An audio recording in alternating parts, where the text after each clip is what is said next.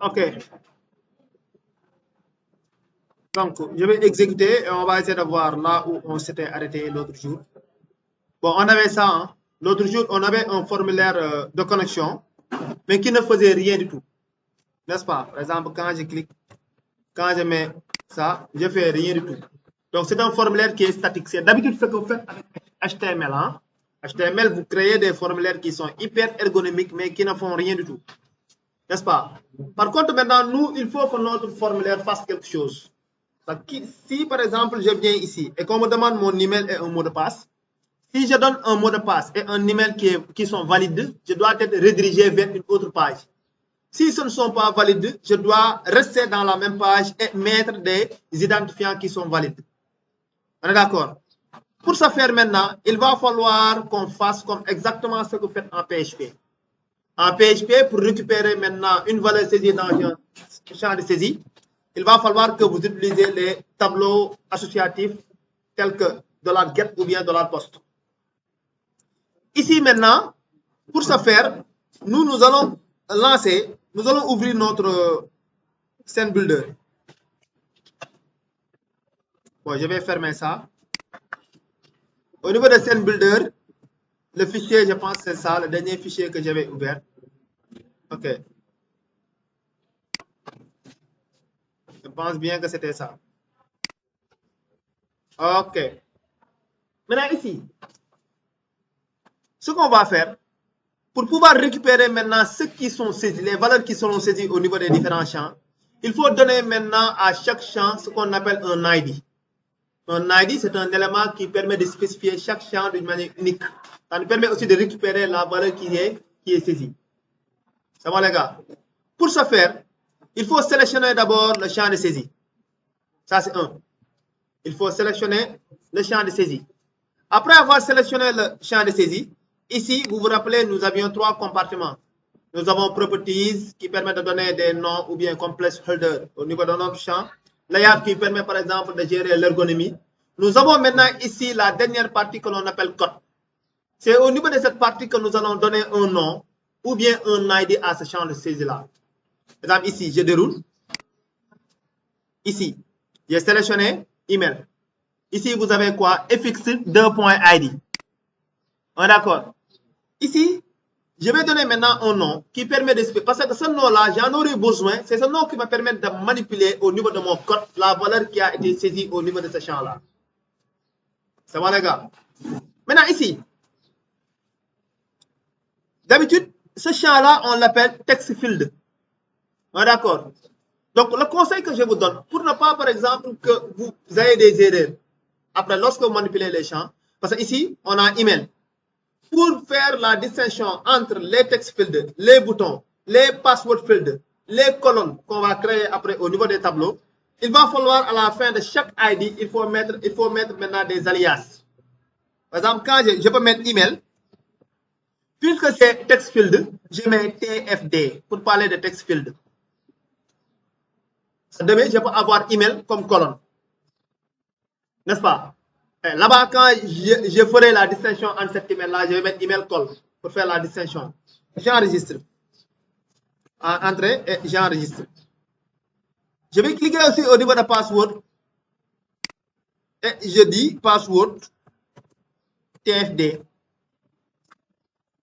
Entrée, j'enregistre. On est d'accord? Je vais faire encore quoi? Je vais aussi donner un nom au bouton. Parce que même si je donne des noms au niveau des emails et passwords, si je ne code pas le bouton, nous ne ferons rien du tout. Parce que même si je renseigne les champs, tant que je n'appuie pas sur le bouton, on ne fera rien du tout. Donc, il va falloir que l'on donne un nom. Par exemple, le bouton, je vais cliquer sur BTN. Et ici, puisque c'est un bouton, je peux mettre ici connexion BTN ou bien, bon, BTN, comme ça. Vous dites que ça, c'est un bouton. Pour l'instant, ça, c'est bon. Pour l'instant, qu'est-ce qu'on va vérifier? Nous allons après vérifier. Est-ce que lorsque nous saisissons, on arrive maintenant à récupérer les valeurs saisies? Avant de tester, est-ce que ces valeurs saisies-là sont valides avant de la passer à notre fonction? Donc, regardez maintenant ici, tout à fait en bas, à gauche en bas, vous avez contrôleur. Normalement, vous devez avoir ici le chemin du contrôleur que vous avez associé à notre fichier fxml. Vous vous rappelez? Donc, quand je clique ici, vous avez vu le chemin. C'est login controller. On est d'accord, les gars? Donc, si tout se passe bien, les éléments que j'ai définis ici doivent être au niveau de notre contrôleur. On va vérifier. Nous venons là. Contrôleur, c'est ici. Ah, je n'ai rien. Mais c'est normal. Le chemin là, c'est pas par exemple pour vous dire que lorsque vous ajoutez là-bas des noms, ça se figure ici. Mais c'est pour juste vous dire que c'est dans login controller que vous allez, c'est votre code métier. Les informations que vous allez définir là-bas, vous les manipulez ici. Comment? Ne vous fatiguez pas. Ce n'est pas à vous de venir ici et d'écrire. Vous retournez au niveau de scène builder. Ici, il y a ce qu'on appelle view. D'accord. Je mets view. Et tout à fait en bas, show simple control skeleton. Je clique là-bas. Et si vous regardez bien, ça c'est notre contrôleur. Regardez bien, ça c'est notre contrôleur. Vous avez login contrôleur, n'est-ce pas? C'est ça qui doit être dedans. Qu'est-ce qui doit être dedans? Le bouton qu'on a donné un nom. C'est un petit bouton. Email TFD qu'on a donné un nom. Et vous avez ici password TFD. Là, qu'est-ce que j'ai fait? Je vais copier, aller au niveau de mon contrôleur et coller. Et là, je viens de mes copies. Oui. Oui, mais pour l'instant, on y va étape par étape. Pour l'instant, je n'ai pas encore créé la méthode. Quoi. Ah, d'accord. Donc, je veux juste que nous ayons ça avant de créer la méthode. Hein. Donc, ici, je vais coller. Vous copiez, vous sélectionnez tout et vous collez. Et si vous collez, vous avez ça.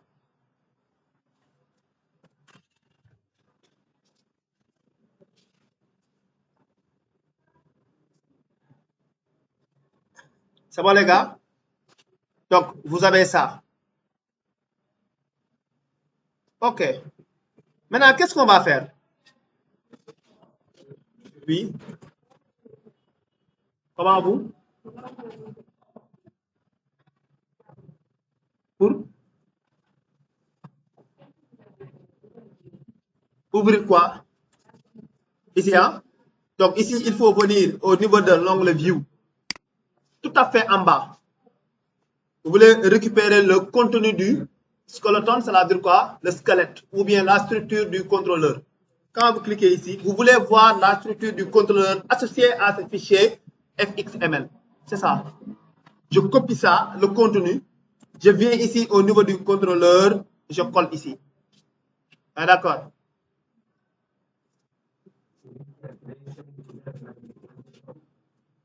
Hein?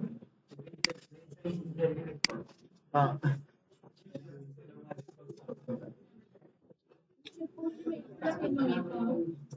Email, j'ai mis email TFD. Bon, pour les noms là, vous pouvez les nommer comme vous voulez. N'est-ce pas? OK. Maintenant, regardez pour le bouton. On y va, suivez. Pour le bouton, ici, il faut maintenant donner une méthode, une fonction. Une fonction, cela veut dire quoi? Qui nous permet à chaque fois que nous cliquons sur le bouton, on peut récupérer les valeurs saisies. Vérifier est-ce que les valeurs ne sont pas vides avant de faire quelque chose. Ouais, d'accord. Exemple ici. Regardez bien. Je vais cliquer sur le bouton. Ouais, d'accord. Et là, vous avez on action. Par exemple, l'action à faire lorsqu'on clique sur le bouton. Ici, je peux l'appeler. Bon, c'est pas. Hein. Get login. Je l'appelle get login. Et quand je mets ici, il y a une méthode qui a été générée au niveau de notre contrôleur. Donc, je vais revenir au niveau de notre contrôleur. Là, c'est cette méthode-là. Je vais copier seulement cette méthode. Ou bien, si vous voulez vous copier encore tout, vous collez. Je copie cette méthode et je viens là. Et là, vous allez maintenant importer cette classe. Mais il faut importer, regardez, Si vous importez, il faut importer maintenant action event qui se trouve au niveau de javafx.event. D'accord. Par exemple, ici, quand j'enlève, il se pourrait qu'il vous propose 2. Hein? Bon, d'habitude, il nous propose, bon, mais c'est pas grave. Mais en tout cas, il faut importer action event qui se trouve dans javafx.event. Et là, ça veut dire quoi? Ce que vous devez faire lorsque l'on fasse l'action clic sur le bouton. D'accord, parce que cette méthode-là est associée au bouton. Parce que j'ai cliqué sur le bouton et je suis ici au niveau de On Action. Maintenant, ici, je peux par exemple faire quelque chose qui est très simple. Je dis quoi? Hello. Ou bien, je vais afficher seulement le nom et le prénom. Non, l'email et le password au niveau de la console. Si ils ne sont pas vides, bien sûr. Donc, je mets quoi? Je peux dire par exemple if. Ou bien, on peut le récupérer en faisant, on déclare ici 2 variables. String email, reçoit email tfd.getText. Email.tfd, c'est l'élément. Pour récupérer maintenant la valeur, l'élément, quand je dis l'élément, c'est le text field, tout le text field, le champ. Maintenant, pour récupérer son contenu, il faut appeler la méthode getText. C'est bon les gars. GetText me donne maintenant la valeur qui sera saisie au niveau du champ email. Hein. Je vais le faire avec, je duplique. Je le fais ici avec password. Ah, d'accord. Maintenant, je peux poser une condition. Je mets ici, si email point equals la chaîne vide et ou bien ou, oui, si je veux, ou password point equals est une fonction ou bien une méthode de Java qui permet maintenant de vérifier qui permet de vérifier 2 champs, 2 chaînes de caractères. Ah, d'accord. Si c'est égal à la chaîne vide, cela veut dire quoi? On n'a saisi rien du tout. Je peux même mettre un petit message. Put suit tous les champs sont obligatoires.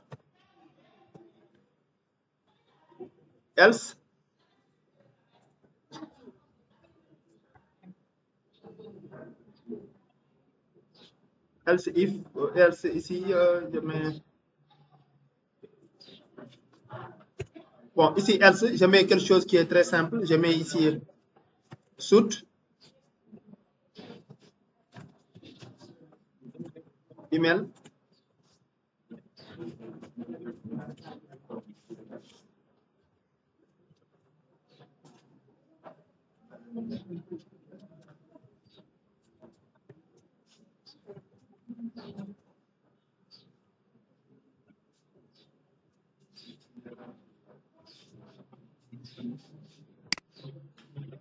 Je fais par exemple ça. Je fais ça. N'est-ce pas? Je dis quoi? Si par exemple on récupère l'email et le password, je vérifie maintenant est-ce que l'email et le password ne sont pas, ou le password ne sont pas vides. Si par exemple ne sont pas vides, s'ils sont vides, ou bien un des éléments est vide, tous les champs sont obligatoires. C'est juste un message. Si maintenant ici, les champs ne sont pas vides, bon, je vais afficher maintenant les informations ceci. N'est-ce pas? Je vais exécuter. Je viens, je mets connexion. Regardez bien. Vous avez vu, tous les champs sont obligatoires. Je mets ici quelque chose. Tous les champs sont obligatoires. Je mets ici quelque chose. Et maintenant, ça marche. Email, c'est ça. Password, c'est ça. Bon, on arrive maintenant à récupérer les informations. Donc, je vais mettre maintenant des informations qui sont... Bon, je mets par exemple toto@gmail.com. Et là, je mets passer 1, 2, 3. Ok. Et bon, ça marche. Hein? On arrive maintenant à récupérer les valeurs saisies. Hein? Ah, d'accord. Vous deux, vous ne pouvez pas vous taire. Eh, vous répondez par oui ou non. Ah, vous le faites maintenant. C'est bon, hein? Toi, l'année passée, tu ne parlais pas. Mais cette année-là, tu parles. Hein? Debout. Croise les bras. Chante l'hymne national de ta nation. Vas-y. Merci. Oui.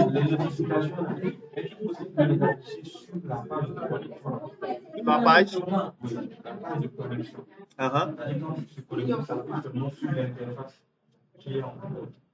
Ici. Oui, oui, oui. Bon, mais quelle notification que j'utilise? On le met là-bas.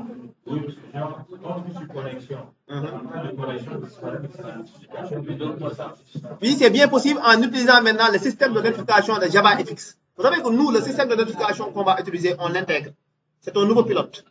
Mais moi, ce que tu dis là, je l'ai déjà défini. Et d'ailleurs, avant d'utiliser le système de notification, de try notification, je vais vous montrer maintenant comment JavaFX gère d'abord ces notifications. Mais c'est hyper laid. C'est niaou. Non, c'est hyper laid. C'est comme par exemple lorsque les applications desktop là, avec des comme Windows Vista. Vous avez vu les fenêtres sont hyper niaou là. Voilà, maintenant, try notification nous permet maintenant de le rendre un peu ergonomique, mais aussi un peu dynamique. Ça le fait par exemple, parce que là-bas, ce que nous faisons nous, tant qu'on ne clique pas, ça ne disparaît pas. Ah, d'accord, ça c'est l'alerte quoi. Donc c'est à nous par exemple de fermer la fenêtre. Par contre ici, si tu regardes bien, nous fixons maintenant une durée. On dit, bon, 2 millisecondes ou bien 2 secondes, la notification disparaît. Donc ce sera très ergonomique avec des couleurs rouges si c'est danger, si c'est error, vert si c'est success, et aussi le fait que par exemple ça défile. Bon, ça c'est try notification qui est beaucoup plus cool quoi. Mais ce que tu dis là est bien possible. C'est bon? Oui, c'est bien, hein. Maintenant, mais les gars, ici, on ne doit pas faire ça. Ici, on ne doit pas faire ça, hein. Ici, qu'est-ce qu'on doit faire? Ici, on doit récupérer. Bon, on a déjà récupéré. On a déjà récupéré. Bon, on a récupéré l'email, on a récupéré le mot de passe. Mais il faut le passer maintenant à notre méthode se connecter qu'on avait créée pour qu'il aille au niveau de la base, vérifier est-ce que ces informations sont conformes ou bien existent au niveau de la base, avant de dire la connexion est réussie ou bien n'est pas réussie. Donc, vous suivez, vite fait. Donc, je vais récupérer ça d'abord. Comment? Regardez ici. Je l'avais défini où? Ok, c'est ça. C'est cette méthode, hein? La méthode est là. Donc, je vais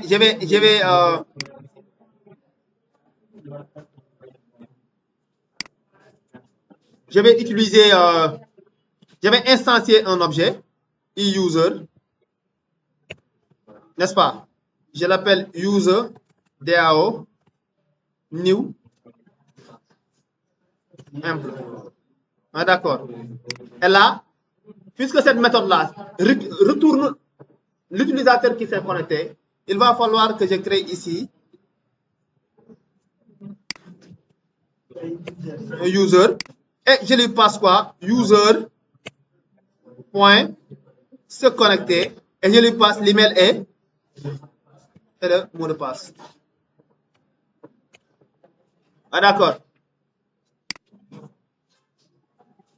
Maintenant, je vérifie. Je vérifie. Je vais dire quoi? If user n'est pas nul, différent de nul. Ça, c'est la correction. Bon, on va mettre nul égale nul d'abord. Je vais mettre par exemple ça. Si user est égal à nul, ça veut dire quoi? Les informations ne se trouvent pas au niveau de la base. Donc, c'est un utilisateur qui est inexistant au niveau de la base. Et des fois, vous le faites, hein? Des fois, vous avez une application, on vous donne deux options. Ma femme l'avait fait l'autre jour. Elle avait téléchargé une application, on lui donne l'option de se connecter et s'inscrire. Elle veut se connecter, alors qu'elle n'a pas encore un compte. dis, mais ça ne marche pas. Comment ça va marcher? Comment? Donc, il faut s'inscrire d'abord pour que tes informations soient au niveau de la base de l'application, pour que tu puisses te connecter, pour que tu puisses t'authentifier. N'est-ce pas? Donc, si ici on a ce cas, on peut dire quoi? Soute ou bien utilisateur introuvable. Utilisateur introuvable. N'est-ce pas? Else? Ou bien bon, on peut d'habitude même c'est ce message que l'on donne là.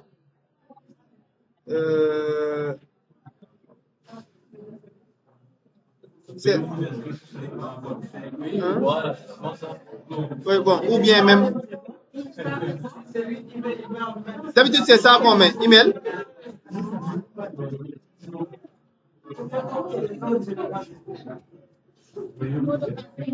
Incorrect, oui. D'habitude c'est ce genre de message. D'habitude on met ça. Si ça c'est bon, on a connexion réussie.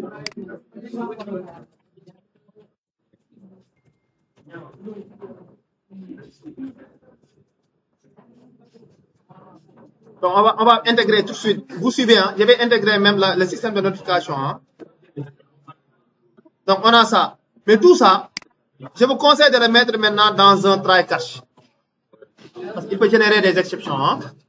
Donc vous le mettez dans try catch.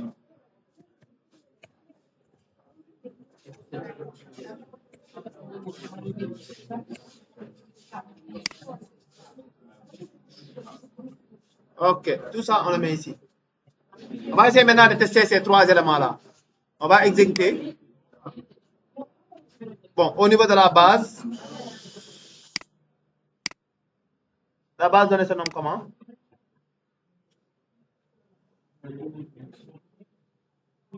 C'est ici, hein? Ok, donc on avait user, on avait les deux utilisateurs, hein? Donc on va prendre data@groupeasy.com.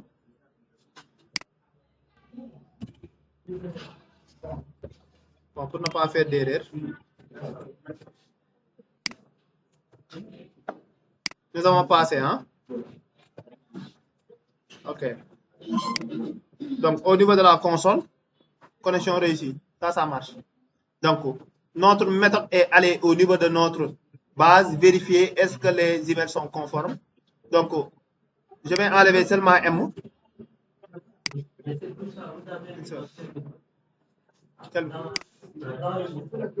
Oui, au niveau du bouton. Tant qu'on ne clique pas sur se connecter, on n'aura pas ça. Maintenant, les gars, qu'est-ce qu'on va faire? Avant qu'il soit l'heure, ça marche. Hein? Mais normalement, même si la connexion est réussie, on ne doit pas être toujours au niveau de la page de connexion. On doit être redirigé vers une autre page. Hein? Mais ça, c'est pour prochainement, Inch'Allah. Donc, bon, on va intégrer tout de suite le système de notification. Hein? Pour ce faire ici, il y a une chose que je vous avais donnée, je pense. Il y a un dossier que j'avais créé, nommé...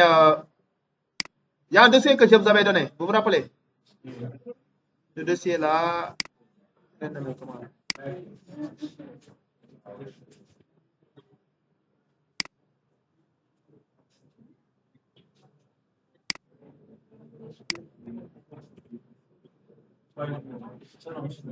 C'était? Voilà, oui.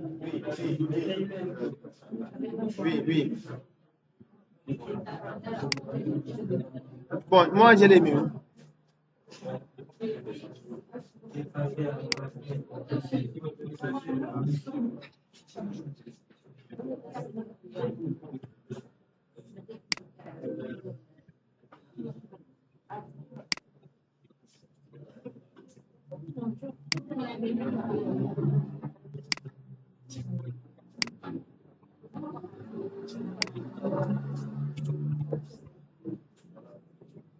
Bon. Moi, je l'ai quelque part. Hein. Je l'ai ici, quoi. Donc, vous.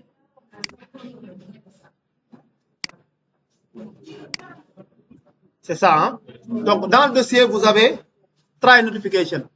Donc, à chaque fois, les gars, si vous voulez ajouter maintenant un nouveau pilote, vous mettez clic droit, vous copiez, hein.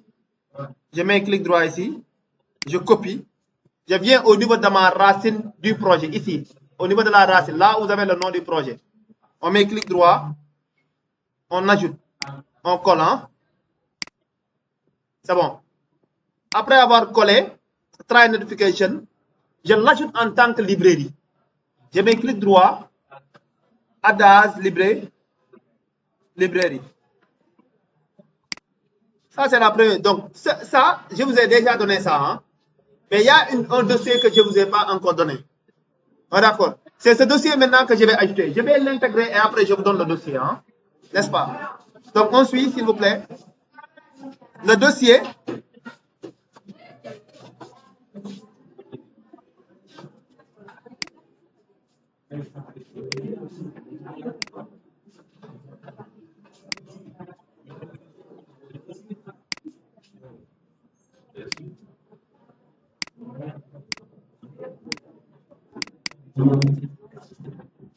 Bon, c'est un dossier de mes tools. Hein?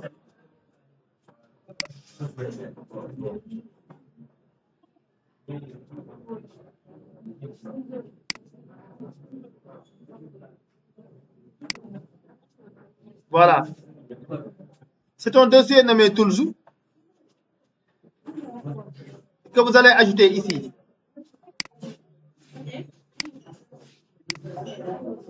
Un dossier nommé Tools que je vais ajouter ici. Dans ce dossier, nous avons maintenant ici deux classes. Hein? OK. Mais quand j'entre dans ce dossier, il se pourrait que j'ai des erreurs. C'est normal. Hein? J'ai des erreurs. Maintenant, ici, dans notification, ce que je vais faire, je vais venir au niveau de module info.java. Donc ça, je l'intègre. Hein? Mais après, je vais réexpliquer ça lorsqu'on va au prochain cours, Inch'Allah. Donc, je viens au niveau de module info. Try notification, il faut l'ajouter hein, ici. En mettant require try, ça est là, notification. Quand vous l'ajoutez et que vous revenez au niveau de notification, vous n'aurez plus d'erreur. Dans la classe notification, nous avons seulement deux méthodes. Dans la classe notification, nous avons seulement deux méthodes. Pour l'instant, on n'a pas besoin de la classe outil. Pour l'instant, on n'a pas besoin de la classe outil. Nous avons besoin pour l'instant de la classe notification. Et dans cette classe, nous avons deux méthodes. Donc, nous avons une méthode nommée notif success.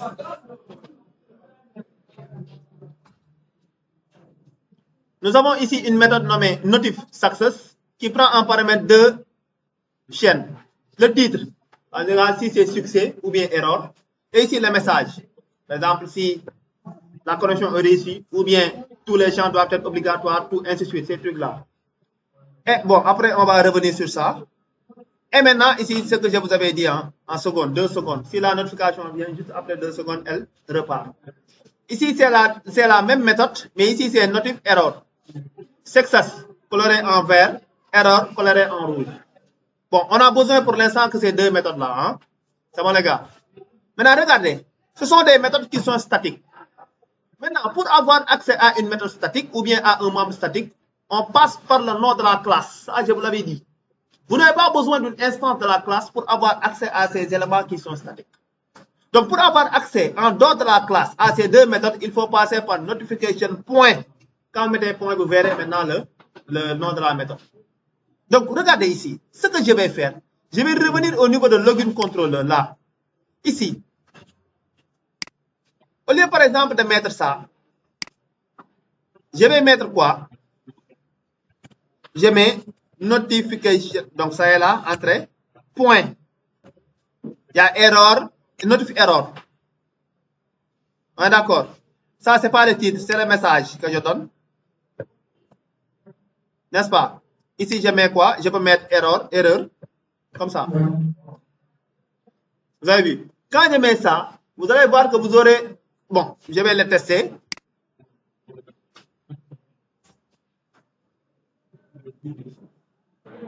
Je viens, je clique ici.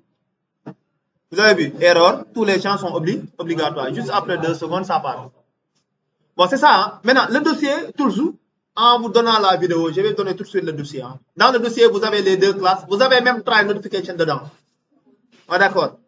Donc, et pour les autres, qu'est-ce qu'on va faire? Je peux même copier ça. Et là, bon, ici, même chose. Hein. Je mets ici. Oui. Oui.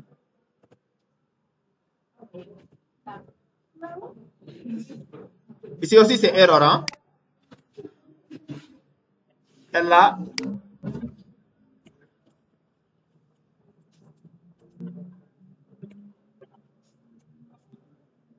je mets success.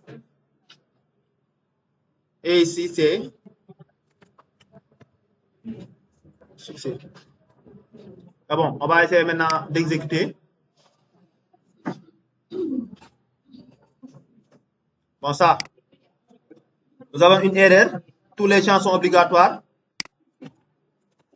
Ici, nous avons aussi une erreur.